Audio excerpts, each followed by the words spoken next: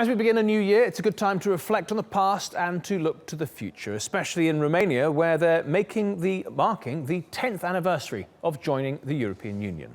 It remains one of the poorest countries in Europe, but has it benefited at all?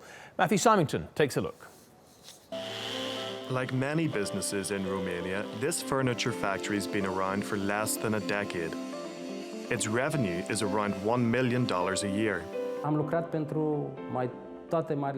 We have been able to work for most of the big firms that have opened offices in Romania. We have made furniture for their reception areas. We've also done some exports. It was a huge help to join the European community because it opened up this vast market.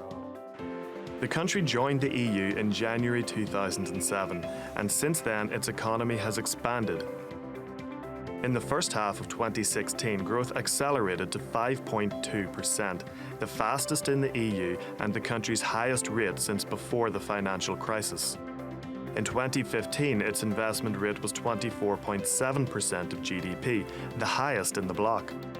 And the country also has one of the lowest unemployment rates in the EU, at 6%. But Romania is still one of Europe's poorest countries, with an average monthly salary of less than $700 a month. And around a quarter of people live below the poverty line.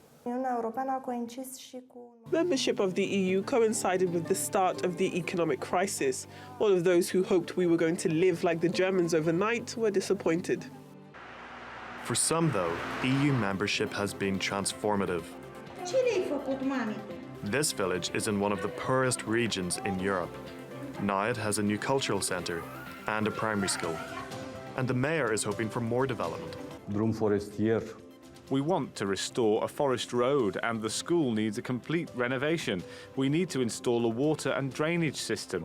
We have lots of needs, and we hope to get EU funding. Romania's left-wing party made a comeback in December. That was something of a personal victory for the PSD's leader. He stayed in his position despite being convicted of electoral fraud last year and undergoing a corruption investigation now.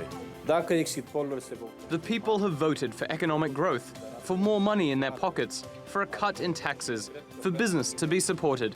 They voted for people to have well-paid jobs so they can reach the middle class.